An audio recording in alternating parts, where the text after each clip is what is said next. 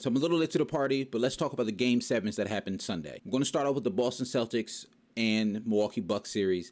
Absolutely amazing series, top to bottom, up to down. But Game 7, and that series in particular, really proved to me, and I think proved to the NBA community, that although, yes, the Boston Celtics are fueled and run by Jason Tatum and Jaylen Brown, they are the heart and soul of that team, especially on offense. But these last couple of games of the series proved to, I think, a lot of people that their offense is more than just those two guys. Whether it's the Al Horford game where he went crazy for 30, whether it's Grant Williams who had 27 in Game 7, Peyton Pritchard who's been playing well in these last couple of games. These other guys, especially at home for the Boston Celtics, are proving that they can play ball. Grant Williams was 7 for 18 from 3. So many of those threes were just absolutely wide open threes and transitions. The Bucks did a horrible job of finding him in transition. After he hit the first couple, you would have thought Coach Bud would have said, all right, guys, make sure we find Grant, But he kept getting open over and over and over and over again. As great as the game it was for Boston to win it, honestly, they didn't really do anything crazy. Scored 109 points. The other guys stepped up big. Like I said, Peyton Pritchard had a big game. Grant Williams had a big game. Jason Tatum did his thing, 23 points on some decent efficiency. Jaylen Brown, 19 points on some solid efficiency. But to me, the biggest takeaway was the Milwaukee Bucks other guys just did not show up at all. Had a completely horrible game. Wesley Matthews, 0 for 3 from 3. Brook Lopez, 1 for 6 from 3. Grayson Allen, 0 for 4 from 3. Drew Holiday, 0 for 6 from 3. Pat Connaughton, 0 for 5 from 3. Bobby Portis, 2 for 3 from 3. We all know what Giannis's limitations are. One of those things is he needs some spacing around him. This was the absolute worst game for the Milwaukee Bucks not to be able to shoot threes. And these are guys who've been shooting threes somewhat decently all season long. I saw a lot of people hating on Giannis saying he's not him, or I saw a lot of Nets fans saying Milwaukee only won last year because KD and Kyrie were injured. But I don't know if you can put all this on if they had Chris Middleton. This series might look a little different. This series might have went somewhere else. Yeah, if the Milwaukee Bucks had Chris Middleton, would I think they have played better? Probably. But this shooting is absolutely unacceptable. If I'm the Bucks, this is absolutely unacceptable. Like, if you're Pat Connaughton, if you're 0 for 5 for 3 in 30 minutes, what else are you doing on the court? Grayson Allen, 0 for 6 in 20 minutes. What else are you doing on the court? I saw a conversation on Twitter basically saying the Bucks miss PJ Tucker, and I agreed. Going into the season when they didn't retain him and let him walk and go to Miami, I knew they were going to regret that. I knew they were going to miss him. His defensive versatility on the wing, being able to guard guards, we saw what he did against James Harden in that Sixers series. They definitely miss him. I don't know if he was the end-all be-all for this series. I don't think he would have changed the series that dynamically, but they miss him. This team's getting a little bit older. They have a lot of money wrapped into a couple of players. The Bucks are going to have to do a couple of things in the offseason.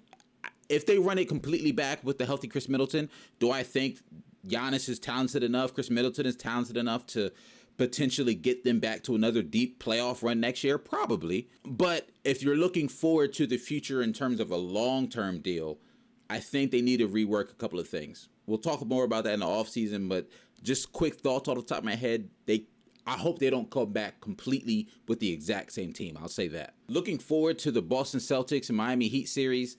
I think it's going to be a really, really good one, to be honest with you. I'm really curious to see how these teams match up together.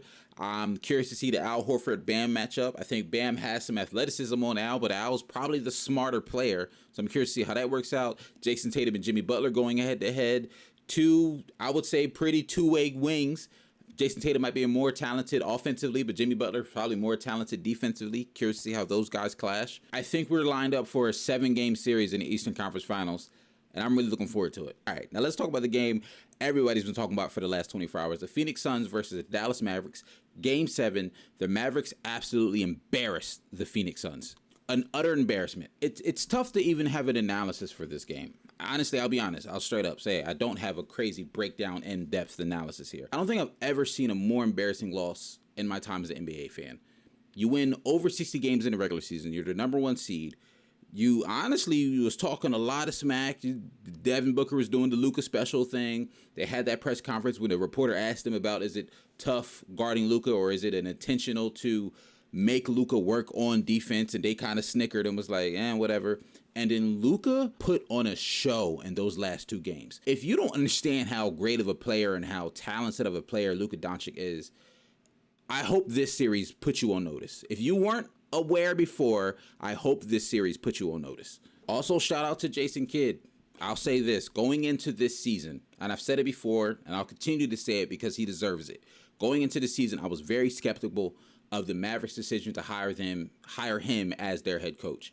The last I had seen of him was his time and tenure with the Bucks. I didn't like what I saw, I'll admit. But I think as a coach, he's matured and he's become a lot better coach. The adjustments he made defensively when how the Phoenix Suns were trying to find out trying to hunt Luka on pick and rolls and put him in isolations against Devin Booker, against Chris Paul in the first couple of games of this series. And the Mavericks started blitzing those screens, double teaming the ball and not allowing them to get the switch they wanted. Just a lot of really, really good, especially defensive adjustments from Jason Kidd. And I just want to give him props for it. If I'm Phoenix, I'm very curious to see what they do in the offseason. I'm very, very curious.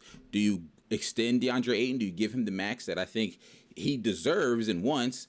But I'll be honest with you, in this playoff series, I thought this was a series for him to really dominate. He had some solid games. He had a couple of 20-point games and stuff like that, but it never felt dominant. I thought this was a series for him to really establish an excellent interior presence. The Mavericks don't have amazing interior defense, but they were able to not allow DeAndre Ayton to dominate the way I thought he could going into this. So do you extend Ayton? Do you let him walk? Because if you don't match, I think you have to extend him. Because if you don't match it, I think he's going to walk. Because there's a lot of teams out there who want what DeAndre Ayton can give them. And last but not least, Devin Booker, Chris Paul, you should be embarrassed. This was absolutely embarrassing performances from both of you guys. Devin Booker didn't have a field goal until somewhere in the third quarter. I think Chris Paul had one field goal in the first half. This was just an embarrassing game all around. Devin Booker ends the game 3 for 14. All three of those field goals were in the second half. Chris Paul ends it 4 for 8. Those weren't even really until the fourth quarter. He had one field goal going into the fourth quarter, I'm almost certain. Mikal Bridges, 3 for 11. Drake Crowder, 2 for 9. Just an utterly embarrassing game. There was no effort. They seemed to not want to be there. Like, they were beat down early. And in the fourth quarter, when the bench came in, my boy had texted me, why don't they try and play now? Well, because at that point, bench guys were in, and those were just guys who were happy to be on the court, basically. But the game was over at halftime. The game was over in the second quarter. The game was over so early. I've never seen a Game 7 go down like this. I'm very curious to see what they do. I'm very, very curious to see what the Phoenix Suns do in the offseason because, hey, Chris Paul in this series, he probably looked the worst I've ever seen him look.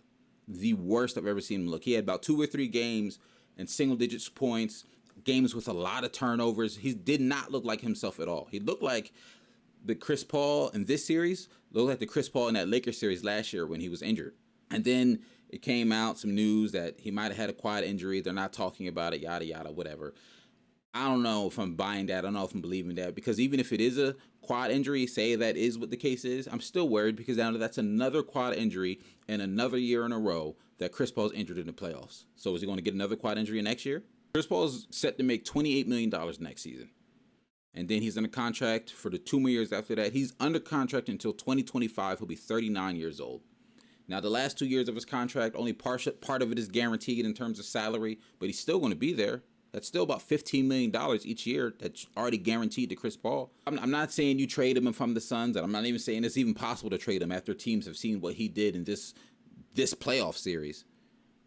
But he's got to figure something out because that was absolutely unacceptable. If I'm the Suns, I'm trying to find another shot creator to put alongside Devin Booker because you cannot bank on Chris Paul being your number 2 guy. And honestly, I don't even know if you could bank on Devin Booker being your number 1 guy because I never really saw, at least in this series, a moment from Devin Booker or a game from Devin Booker where he looked like the best player on the court.